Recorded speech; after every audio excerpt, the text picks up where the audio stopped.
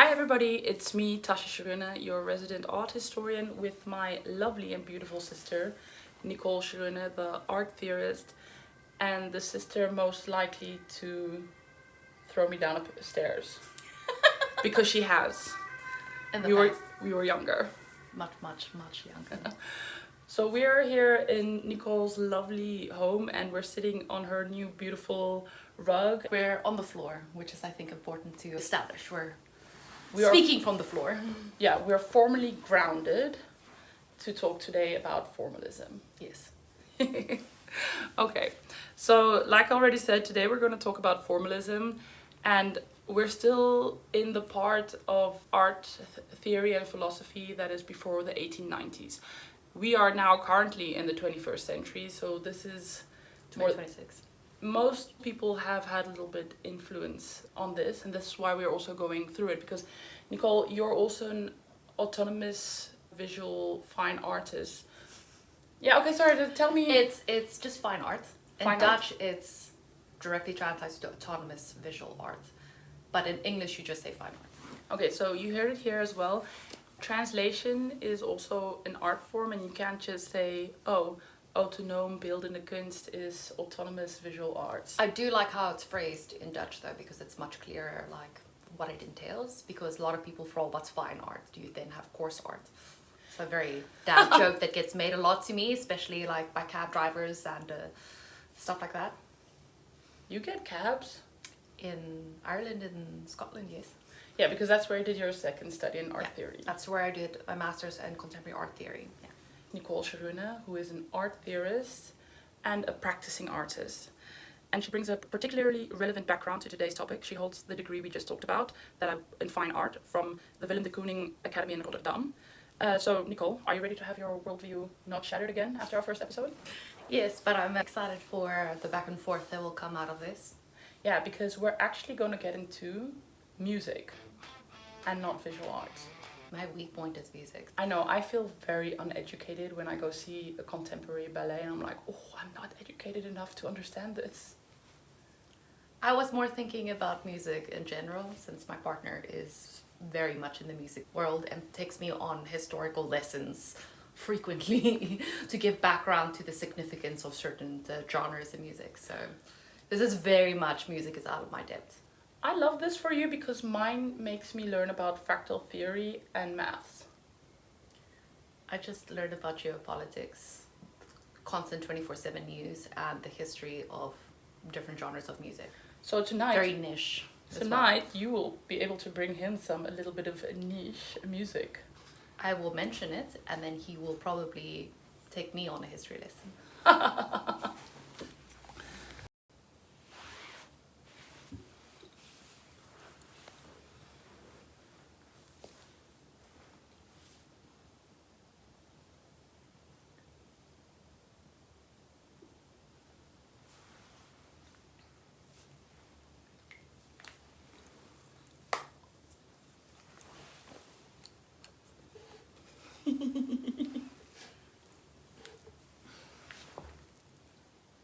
Ja, kan ek sien nie omdat hierdie ligte my basically blind maak.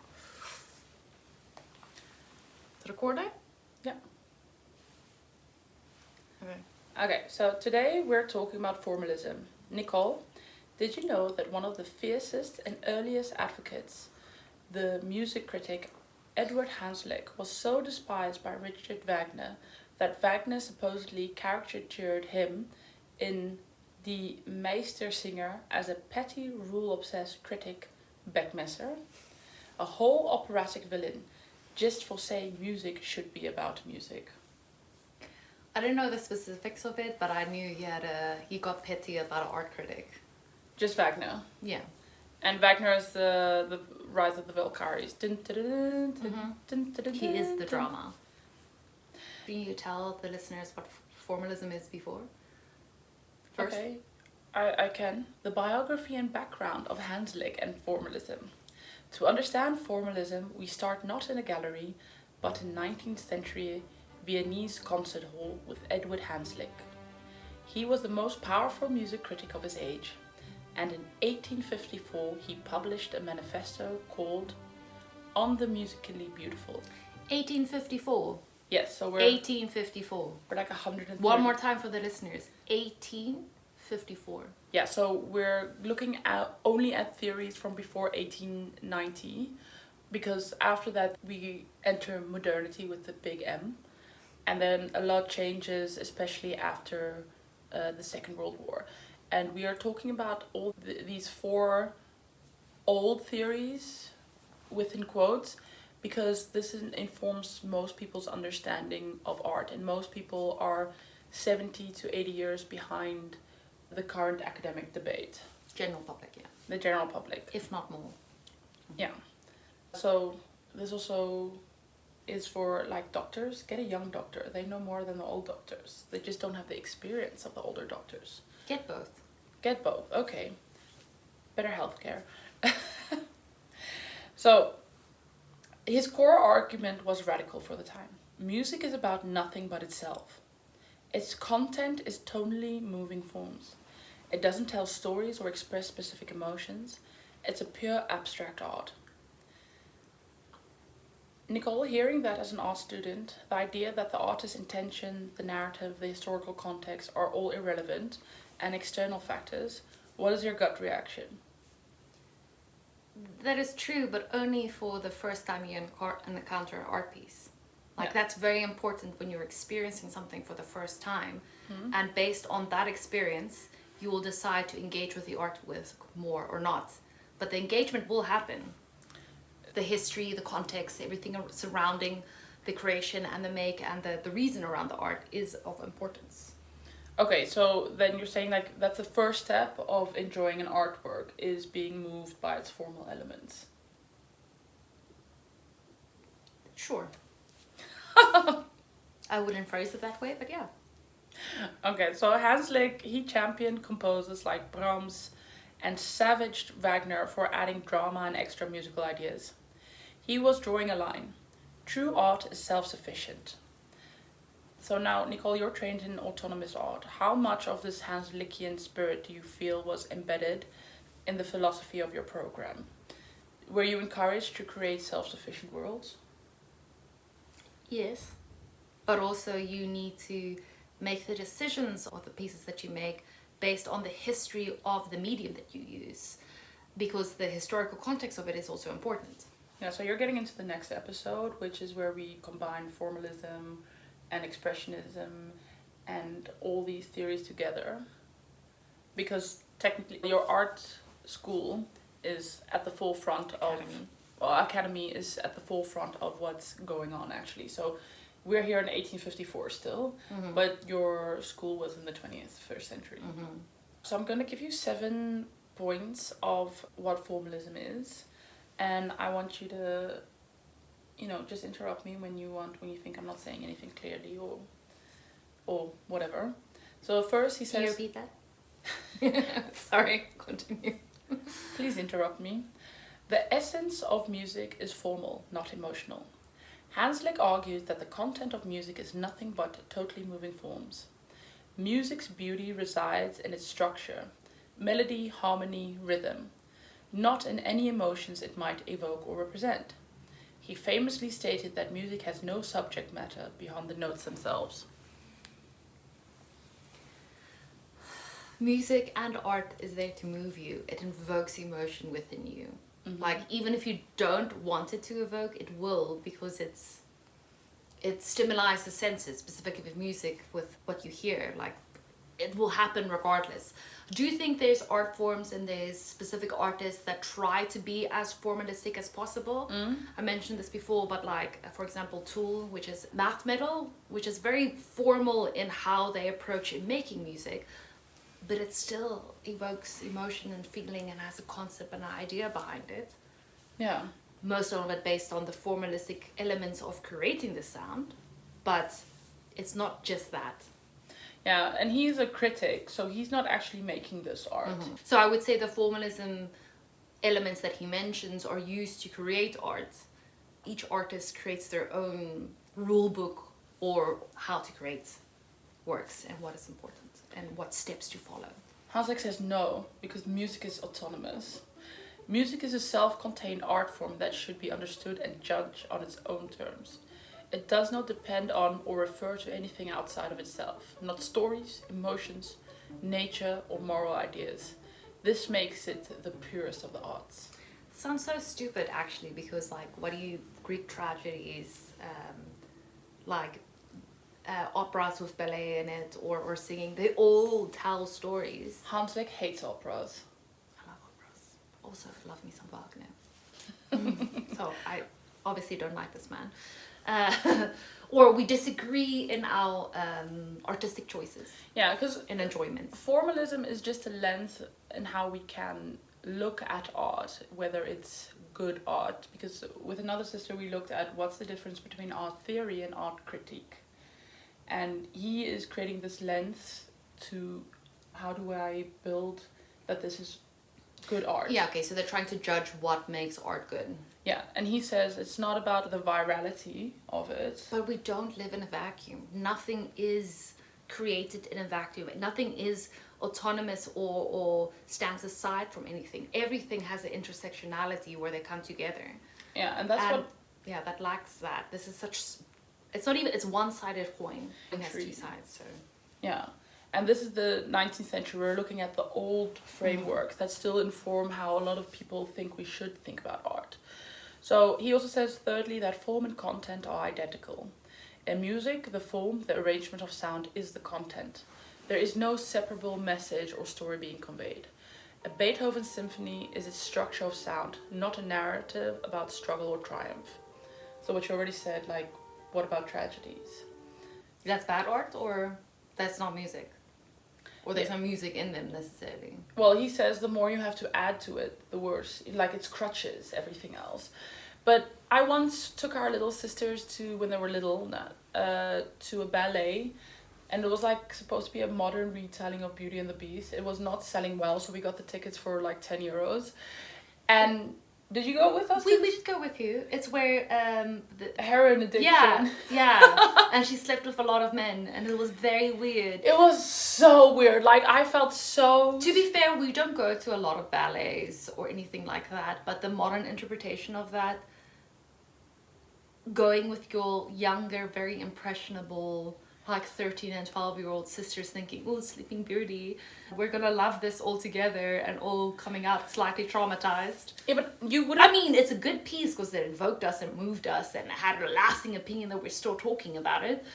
No, and I didn't... The dancing was beautiful, it's just the interpretation of the story was... The dancing was amazing, but I wouldn't have known that Belle was a heroin addict. It's not Belle, Sleeping Beauty.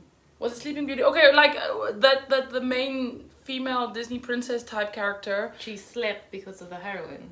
Yeah, I didn't get that from... I got that from the context added, like, program, but I didn't get that from the thing. I was like... Oh, no, we did see it very clearly in the dancing and the depictions and the sleeping around and the addiction.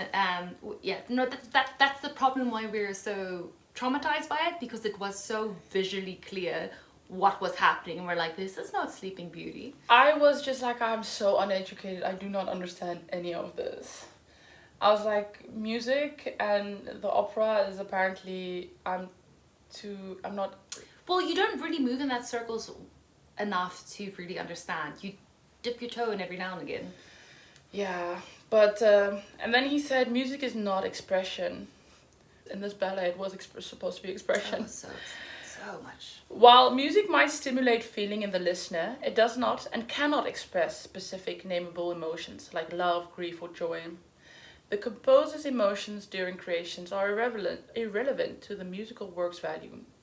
Music can create a general, heightened aesthetic feeling, but it is not a language of emotion. I agree with this in certain terms, because, for example, we were talking earlier about you trying to sell my art pieces or my photography based on our grandfather's glass house.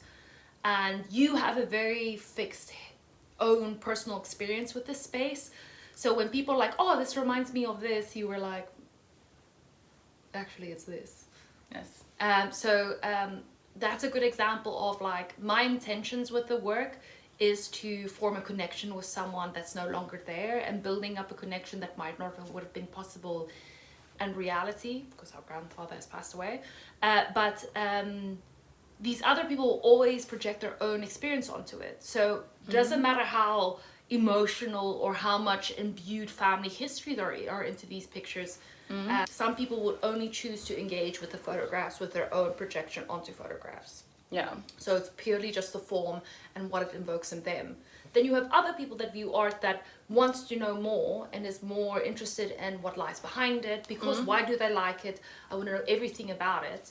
You have these different elements about how people perceive art.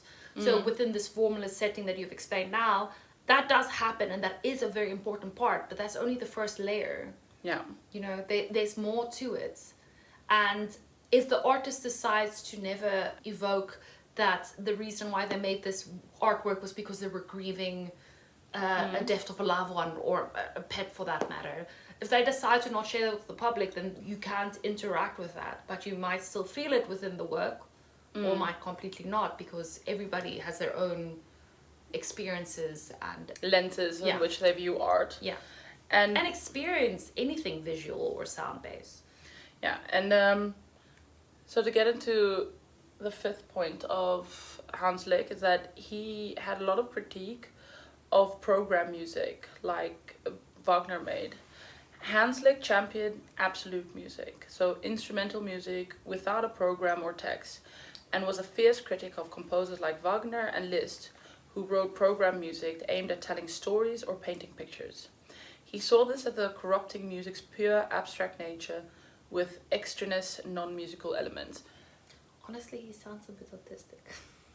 No!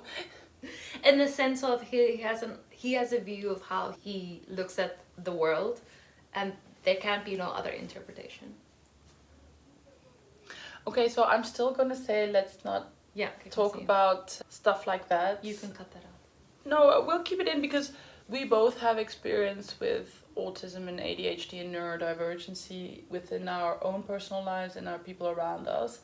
But there's such an intense view, and like forcing that up. Well, maybe it's just the imperialistic time, and where you were able to have a very straight view. He was an art critic, darling.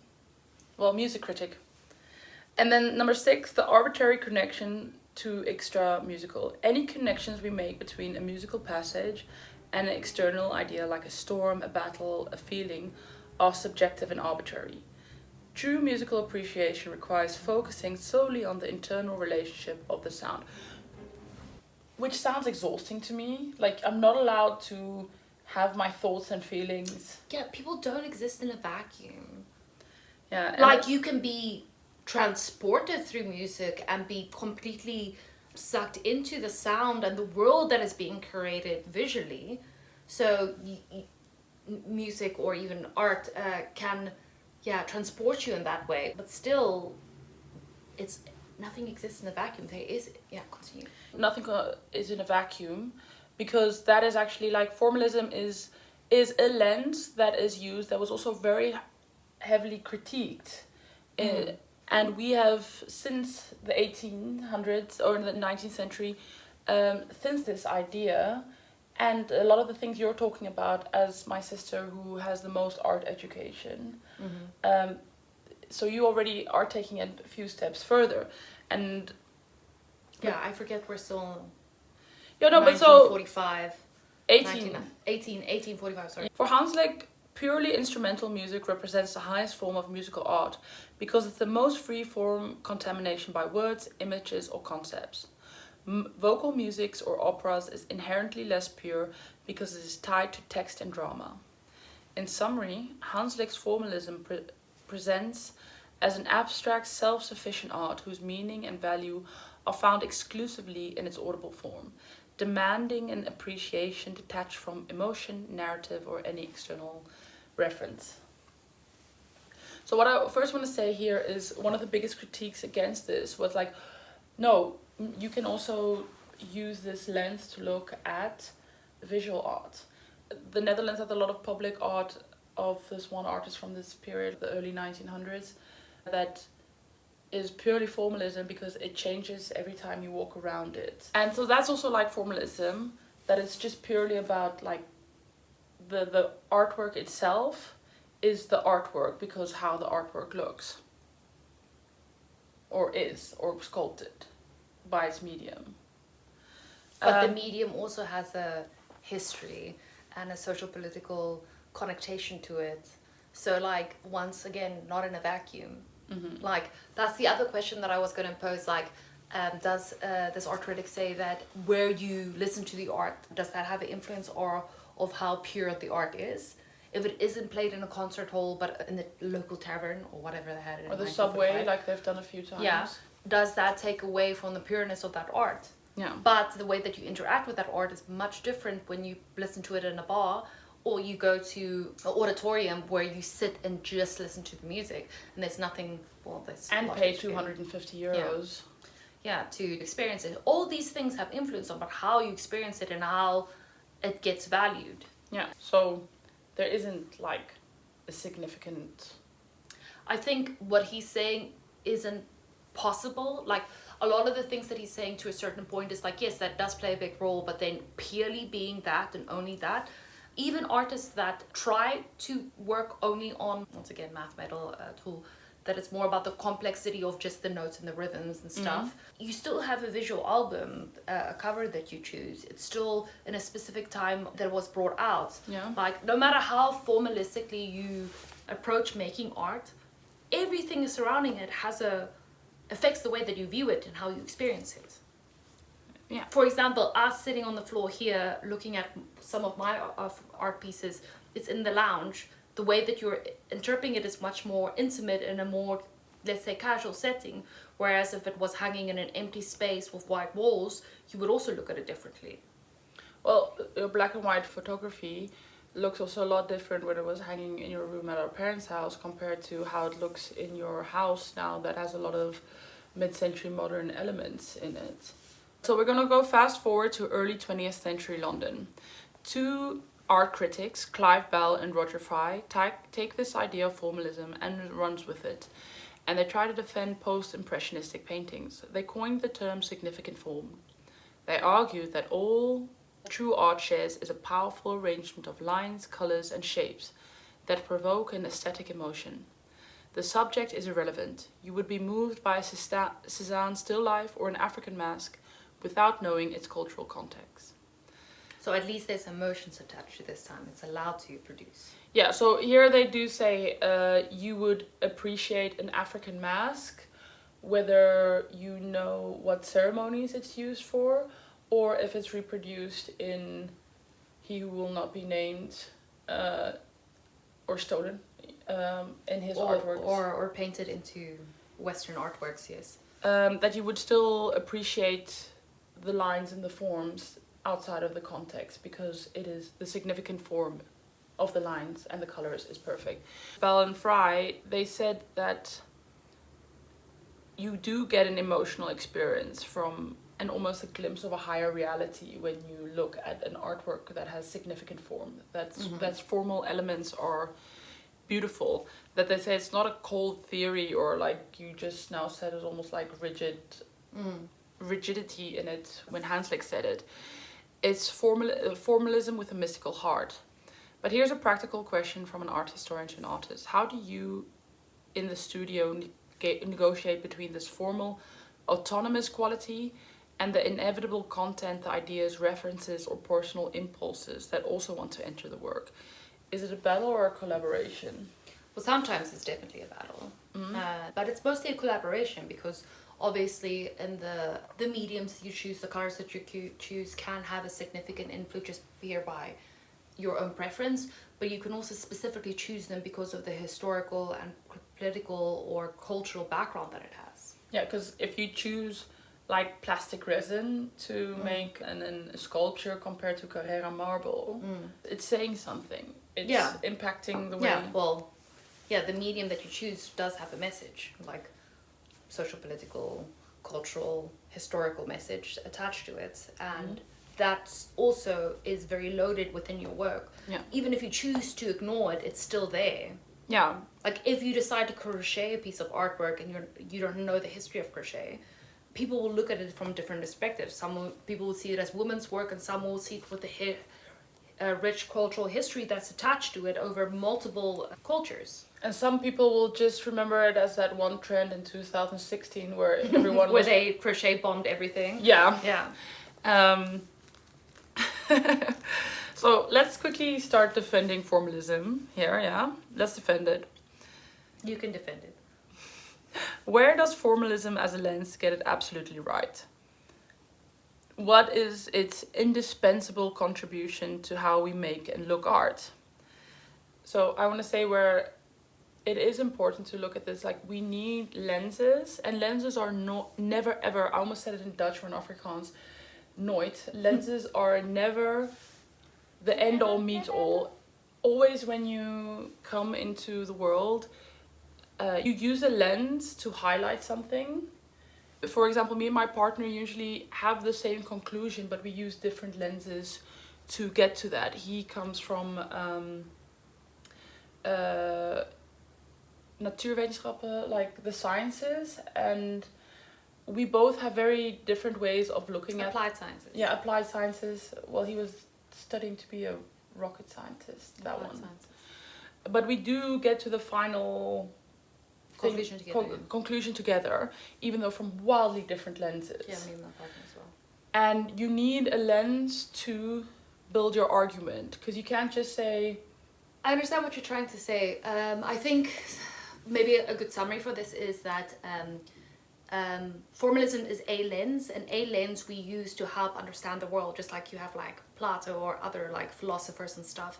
They look at the world from a very specific perspective, and with formalism, I think it still plays a very big role, and it really informs a lot of people's decisions on how they look at art as a whole, how they decide something's good art based on these concepts, maybe not purely as it was in 1845, sorry. But they use that as an absolute truth instead of being like, this is a lens that you can look at something from, a perspective, because you can also look at stuff from a post-colonial perspective, or a colonial, or an imperial, or in more intersectional perspective. This is only a lens, but this specific lens, it's important to really emphasize that this is not the be-all, end-all. It's only a way of looking at something. And that, I think, gets lost over history, especially because art critics write about stuff and you only remember what has been written about. Yeah. Like without that, without the written record or the visual record or even the posters for the exhibition being archived, how are you supposed to know that they existed in the past? Yeah. So that's also a whole different other story to get into, because who decides who writes about what and what is important and what is interesting. It's important to note that it's a lens. Yeah, because what I also didn't get into by Bell and Fry is that I feel the way they talked about formalism was, this is the significant form and you should love it because it's amazing.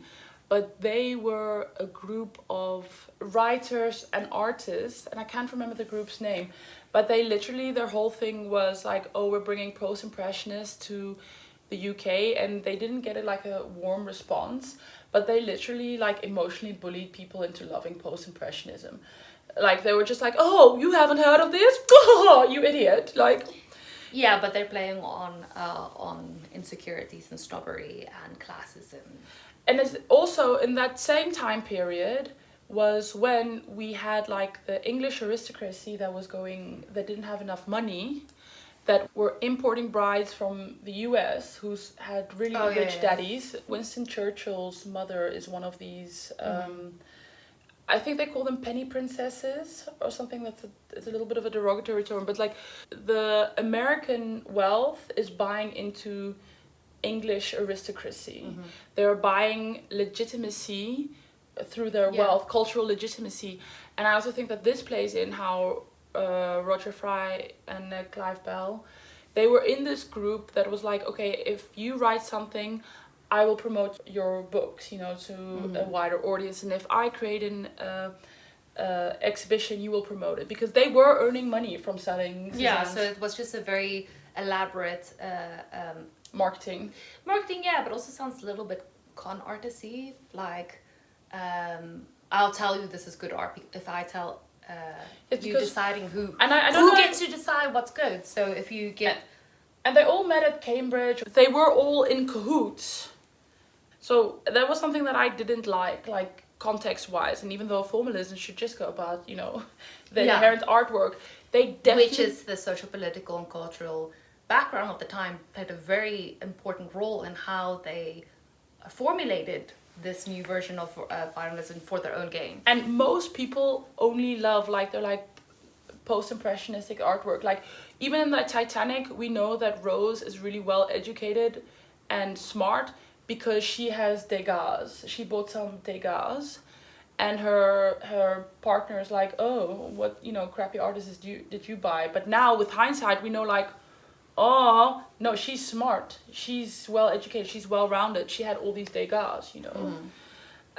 And those are like visual signifiers of wealth, of education. Yes, but if we get what I would say down to what art is and what makes art good, is it inciting an emotion or a feeling within you. Because literally, if it's an artist on the street corner that has an art piece that moves you, how difficult is it to find art pieces that really stays with you and stays in the back of your mind, and like you can't stop thinking about that? That's what makes art good. Yeah. But every person has a different background and projection of what they've experienced onto what they see. So there will be different variations of what people think are good or not, or what people enjoy or don't enjoy. But I think art should come down to the appreciation of art is like, did you enjoy it or not? Regardless of what other people say or feel, that's what it should come down to. Yeah, but that's also such an easy way. It's like, you should just be moved by art. What are the different lenses we can give words to our feelings, to our experiences? I want to get into the critique and counter arguments. The philosopher like Braambussen are really brutal. He calls Bell and Fry's theory a tautology, a circle argument. Art is significant form, which we know because it moves us, and it moves us because it has significant form. It's a closed loop. Like, but I feel like a lot of the art world is a closed loop. Like, you know, an artist sells a lot, so a museum has to buy it. And because a museum buys it, it sells more. And because it sells more, another museum buys it. Yeah, but that's just capitalism. Yeah, but it's a closed loop in the art world. But Definitely is. And how do you grapple as an art theorist? I have so much opinions and thoughts on this. But yeah, it is a very much a closed loop. And sometimes there's a small opening if you've networked enough, or in the right place at the right time, or the right people know what you're working on, that you by some miracle fit into the concept of this new exhibition, that or you won a prize, then people are like, oh, what is this work about? What it comes down to, if people aren't aware of what you're making, they can't include you into future exhibitions. But how do you become visible if the loop is closed? You, like most artists or starting artists or just graduated, you organize your own art shows. You spend countless time and effort and unpaid labor writing project proposals to get the money to get seen, and then hopefully someone sees you, and then you can get into the new loop. Yeah, but as someone that has been selling art, the way Bell and Fry sell art is literally shaming people into buying art. I think that still happens. No, it's definitely still happens, because I know... Because they use ignorance of other people to shame them until... to getting a sale. But that is a sales tactic. It's like, you have to make your gallery feel unwelcome to most people, so that only people that feel welcome in spaces like that feel like they're in the right space. Like, it's not democratic at all. And but I don't like that. There are a lot of spaces that aren't like that. But it doesn't necessarily lead to sales. Yeah. The other major critique is that it's impossible to fully separate form from content, especially now. Like, it's also, you said, that's almost impossible. For instance, consider an artwork where the medium or formal technique is historically or politically charged. A pure formalist reading would demand we ignore that resonance and look only at the lines and color.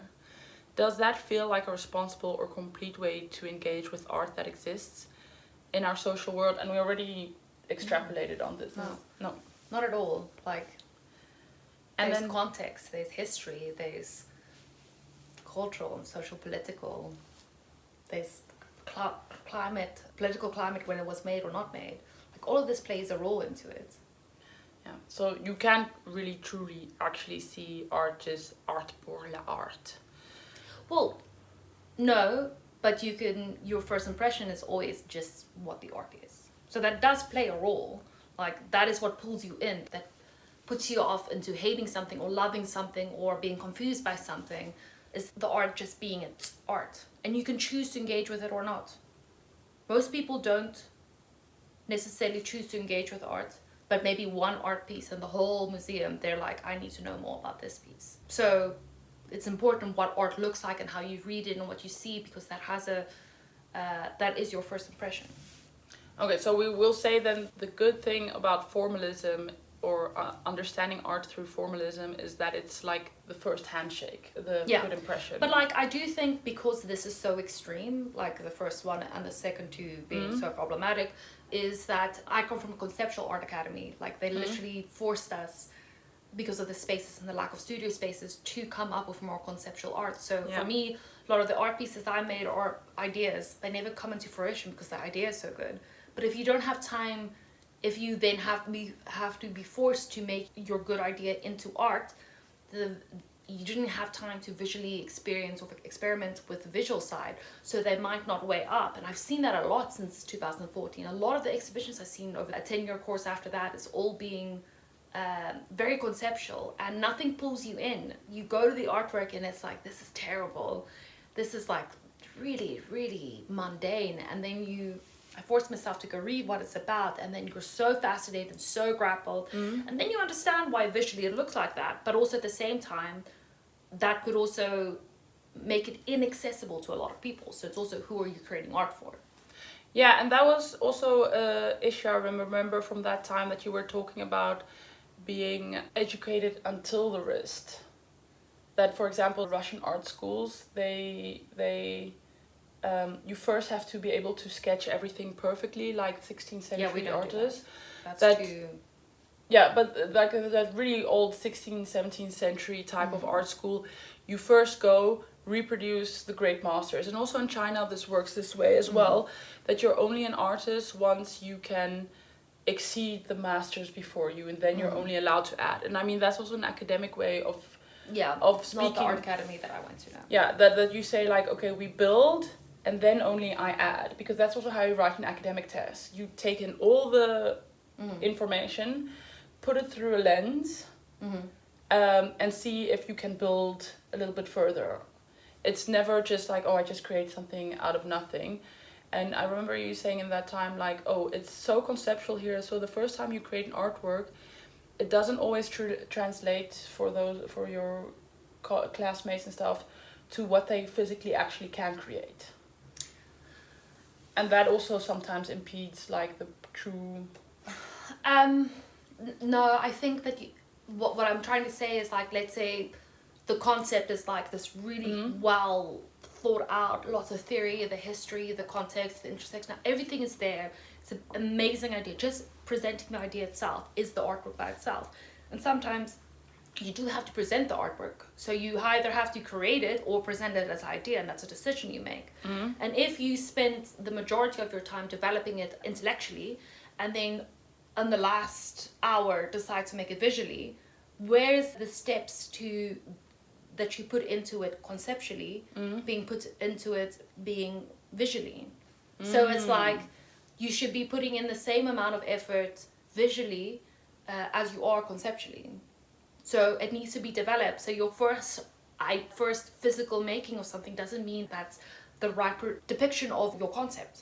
Yeah. And that's something that needs to be developed alongside your conceptual, intellectual, well thought out through idea. And that's something I saw in the academy a lot that doesn't necessarily happen. Or the concept is like not important at all, and it's just the visual research. But that's also a decision that you make. But sometimes your work has such a cultural significance and it could mean a lot, but because you don't engage in that part, then your artwork becomes ignorant. And then it's very difficult to engage with your work, especially if you have to critique your peers or your teacher needs to look at your work, because you're only looking at the visual element and you really captured that, but what about the rest around it? No. Because if you've captured it visually, like, how do you speak about the work? Not everybody's going to engage with that part, but you can destroy your own work by your own ignorance when speaking about work. Well, speaking or the lack of Like, if you try to give explanation to a work that everybody else can see is very significant within the cultural setting and maybe the climate or whatever, it's such a well-loaded work, and you're like, yeah, ik voel een beetje mooi. I think it was visually interesting. Which was such, I just liked the way it looked. I just made like the way it looked. Yes, but you can't. That's okay, but you don't say that part out loud. Well, you can, but like, what about the rest of it? And then, I don't know. I like this one mask, and I made it. And it's like, yeah, okay, you're at an academy where you're trying to learn more. Yeah. Like a lot of students, obviously, I think philosophers and lots of different studies go through this, where they get introduced to an old idea, maybe like formalism, and then their mind is completely blown, and then they don't necessarily develop they don't grow with that idea or through history. So they keep making the same work, and then the work becomes ignorant because there's been 200 years of development since that one idea. It's like some people get really fixated on Nietzsche and only make work based on what they read about that, which is also not necessarily a full interpretation.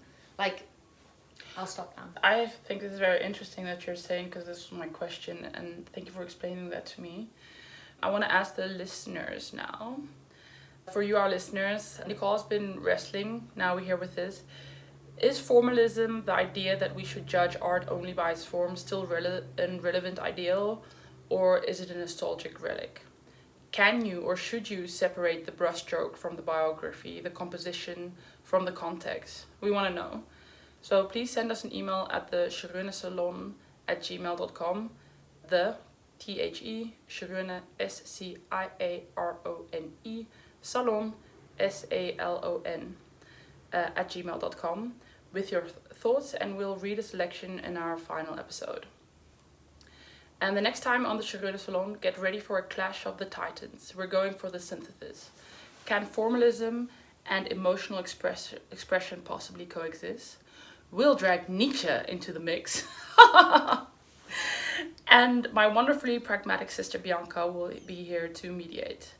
Can these philosophical enemies share a studio? Formalism and expressionism. That's the question for next week. Nicole, thank you for this. Any final parting thoughts on formalism as we leave our listeners to ponder? On formalism, not necessarily. But on what then? I would say, if art moves you, then it is art, and it is good art.